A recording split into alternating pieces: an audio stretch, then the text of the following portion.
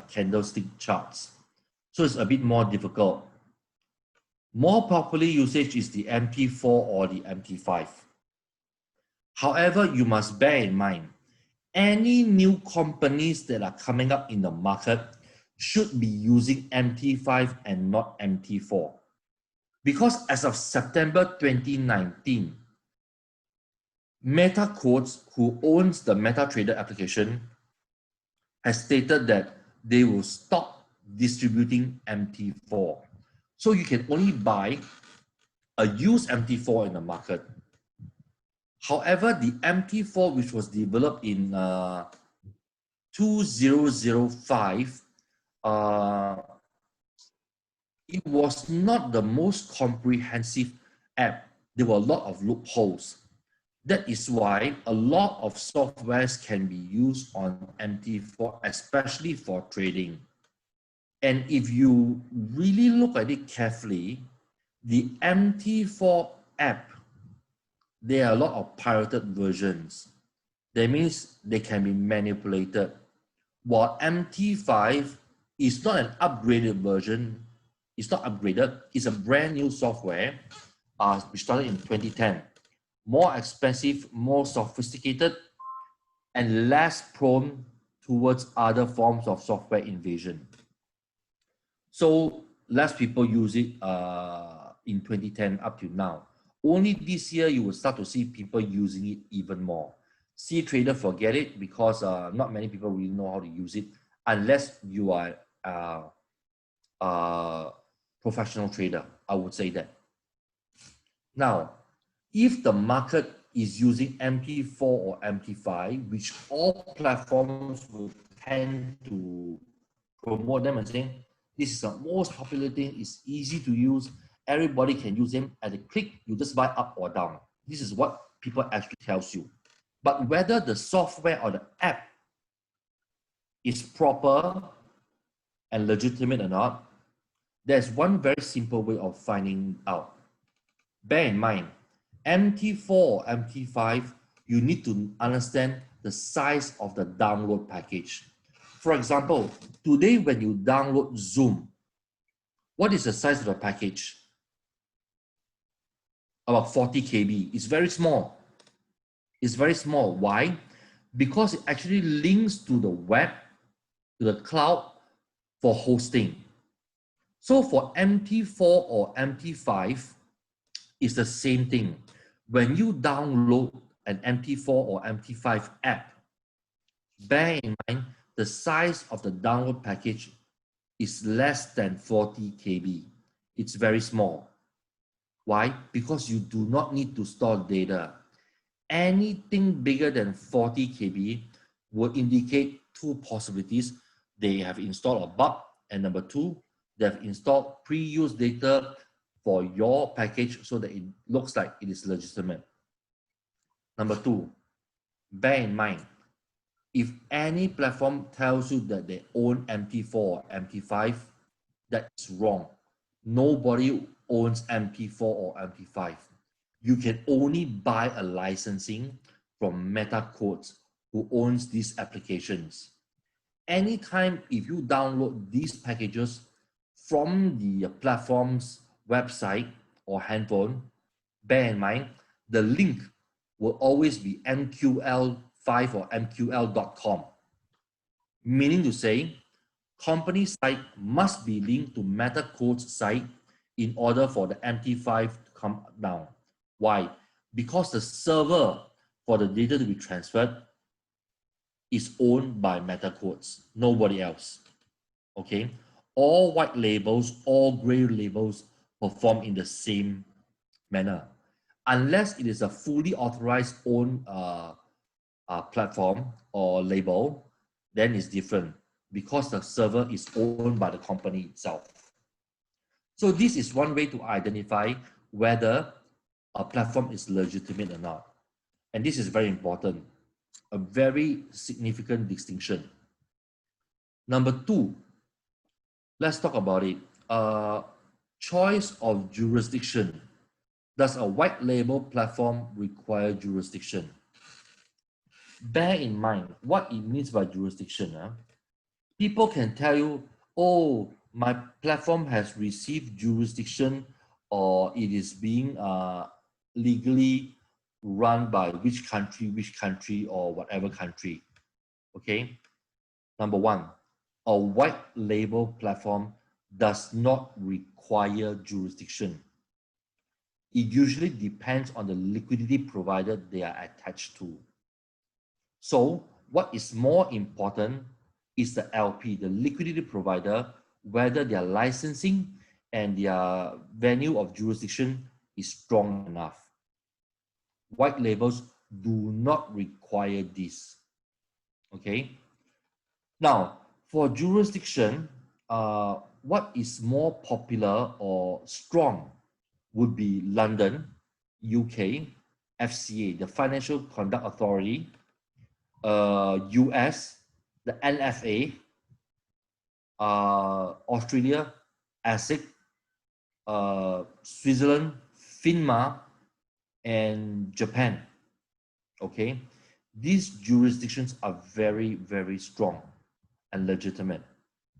If anybody today tells you that their jurisdiction comes from Canada, remember this: new platforms only choose Canada because Canada recently is extremely flexible.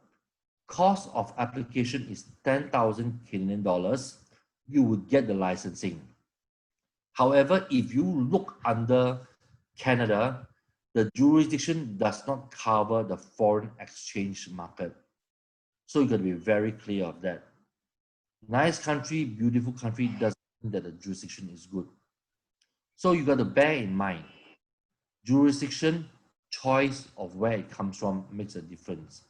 People can also tell you, my platform is really good. I have UK, I have US, I've got Australia or Malaysia, whatever. It doesn't make sense. When your platform, let's say, is traded with the liquidity in UK and your jurisdiction is in the US, there is no control. That means you are not protected at all. You will only be protected in the country where the LP is hosted. So, platform uses LP in London must have a London UK jurisdiction. A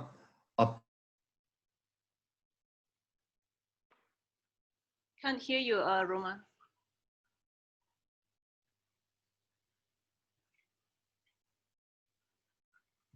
platform who uses a liquidity provider in US. Can you hear me? Yeah, now I can, but there was like a few seconds there that your screen just froze. It's the connection. I'll make it clear one more time. When it comes to jurisdiction, what is important is this. You must be very clear. Platforms can tell you that they have multiple jurisdictions. It doesn't matter. If the LP or the liquidity provider is in UK, then the jurisdiction should be in UK. It cannot be in the US. The US government or the NFA will not protect what happens in London. If your platform is in US, then the jurisdiction should be in US, not anywhere else. So having multiple jurisdictions doesn't mean a thing. What is more important is where your LP is, the jurisdiction should be there. So if platforms tell you there are multiple jurisdictions, bear in mind that there is something wrong. Okay. Another point that I want to bring up is this. I've come across quite a number of times people telling me that their trading account is a segregated account. Meaning to say, when you fund in, and then let's say you use MT5, your MT5 shows that you have funded 5,000, that is your segregated account. No, that is your trading account. Where is your money hosted? Your money is hosted always with the LP because the liquidity provider needs your money in order for the platform to execute any forms of trade. What is a segregated account? A segregated account is not owned by the company. I'll give you an example. For example, my name is Romano, and I own a company called Romano Exchange. My bank account is Romano Exchange. What deems it as a segregated account? It must be in the custody of the bank, meaning to say the bank will have an understanding that whatever funds which are remitted into this account is for a certain purpose only. For instance, for Forex trading, this is customer account for this form of investment only. The company is not allowed to use these funds for anything else. Same thing, once the money is transferred to a segregated account of the company or the platform, it will be remitted in portion to the liquidity provider in order for trading to take place. It's very simple. No money, no trade. Okay, it's as simple as that. Okay, a lot of people feel that segregated accounts are not safe. Actually, it's quite safe because it depends on the bank's strength. HSBC is fine. Even Indonesian banks, some of them are pretty okay. Not to worry. It depends on whether the platform is telling the truth or not. But please do not take it that a trading account is a segregated account. It is not. Trading account is for trading. Segregated account is for hosting the client's money for trading purposes. Okay. This is something for you to understand. All to make a difference, because when a platform approach you and start to market their product to you, these are certain things that they usually will talk about. And by understanding these positions, you will also know whether this person is telling the truth or not, whether they know their stuff or not. So I find that these are pretty important. A third point that you should actually look into is that when you deal with a platform, you need to understand the difference between STP versus a market maker. STP means straight to point, meaning to say when a trade is inputted, immediately the liquidity provider would throw in the market and see which institution would pick up the trade. A lot of people also feel that a market maker is non-legitimate. Wrong. A market maker is legitimate, meaning to say when someone trades, the platform can take the trade themselves and play against you. It is legal. So when anybody tells you about the platform, right, you must understand it is not the platform which is an STP or a market maker. The platform can be an STP, but is the liquidity provider a market maker as well? And most of them host both models, STP and money and market making. There's nothing wrong to it. Can you tell the difference? You can't, because what happens back end you will never see. The front end looks the same anyway. So a lot of times, regardless of which model takes place, you need to understand the process and what the company is actually doing. The more beautiful the story that the company has, the less likelihood they are doing things in the proper way. Okay, because you must understand, a business comes out to the retail market for a purpose. It is always for profit. If not, why launch a platform? For people to make money and they don't? No way. It's not right. If they are out to beautify their story, telling you, oh, my company is 15, 16 years old, or it is a foreign-owned company. My CEO is a Westerner that looks like David Beckham. Not really possible. Okay, you must understand how a business functions, and most of you are businessmen anyway, so you can actually tell the difference. Don't listen, judge the process, understand the model first before you actually choose to invest. Okay. 4, we'll talk about this. When you invest, you should be getting spot rates. This is wrong. This is wrong. What I mean by spot rate, that means when you exchange a currency to invest into the platform, what rate you see online is what rate you should be getting. Usually that doesn't take place. Okay, it's not possible. The bank needs to make money. The platform needs to make money. Therefore, there has to be an exchange rate. And number 2, your money needs to be remitted elsewhere. So who pays for the remittance fees? The platform? No, because the cost is pretty high. So the customer must be able to bear this cost themselves. Bear in mind, there is no free meals in this market. Any platform that tells you, look, you fund in, I don't charge you anything. You withdraw, I don't charge you anything. Not possible. There has to be a way of charging. It's either by means of spread or upfront in terms of percentage. No free meals. Point number 5. Be very careful when people tell you, invest today, I'll give you something free. Free is fine. I think free is pretty fine. However, you must always look at one very important thing, the cost of investing.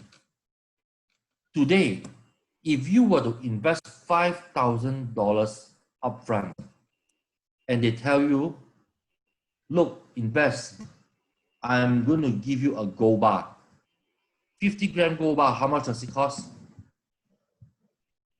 About $300 US. Go and check it out. Okay. $5,300 example is 3% upfront to the company. The cost is pretty high. So that one should not be possible. If it's below 1% in terms of cost, yes, likelihood as a promotion, but this cannot be done every single month, every time people start to invest, because it will weigh a lot on the company in terms of making their money back. So cost management is a very important thing. In China, I can tell you some of the gifts that are given down here are actually pretty ridiculous, especially when it comes to money games. I'll give you an example. Someone who invests a certain big amount of money, for example, 1 million, how much? About 1 million renminbi, which is about 200,000 Sing. Do you know what they can get as a gift?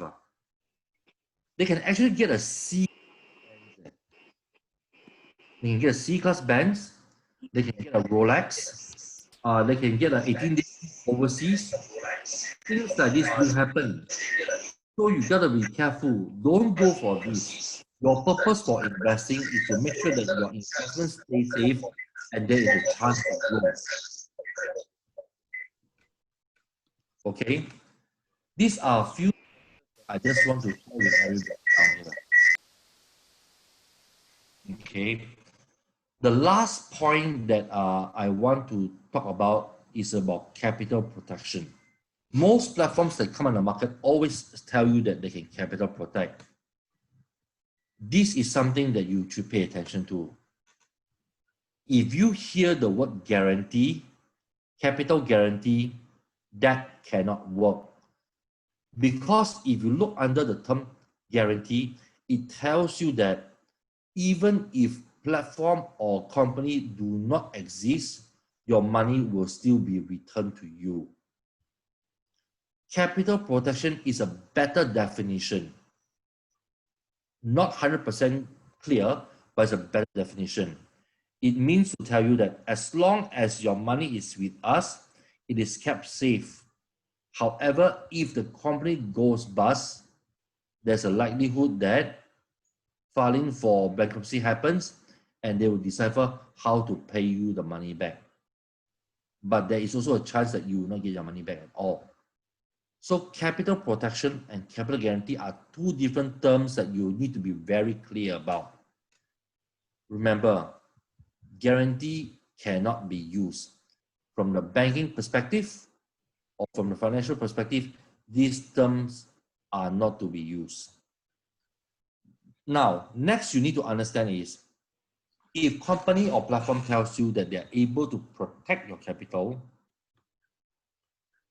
somebody tells you this particular statement, no problem, just leave your money with us, okay? Anything happens, right, company will pay you back the money. Company is rich enough.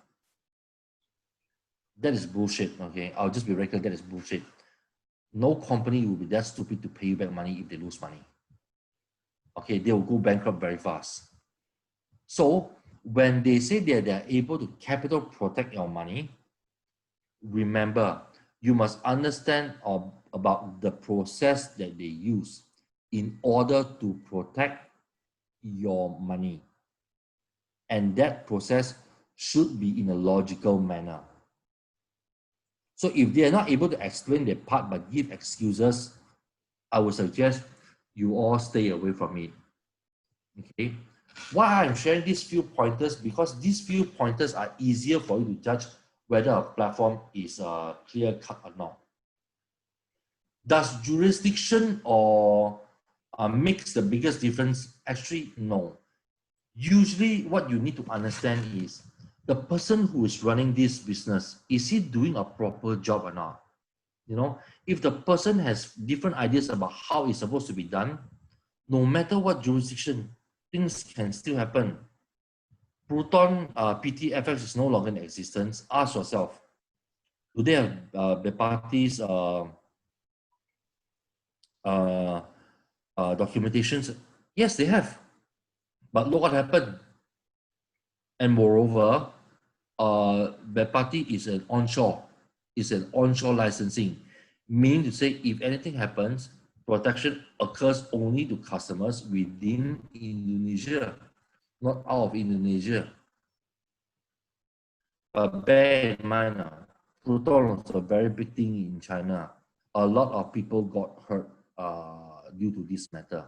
Okay, so these are certain things you all should pay attention to. Do not only look at profit. Do not only look at the fact that, oh, it's capital guaranteed, so no problem. No, you need to know the process to a certain extent before you make a decision. You got to bear in mind, if you wish for your investment to grow consistently and safely, then your risk must be managed. If you want high returns, the only way you get it is accept high risk. If you cannot, then don't. So this is what I just want to share with you.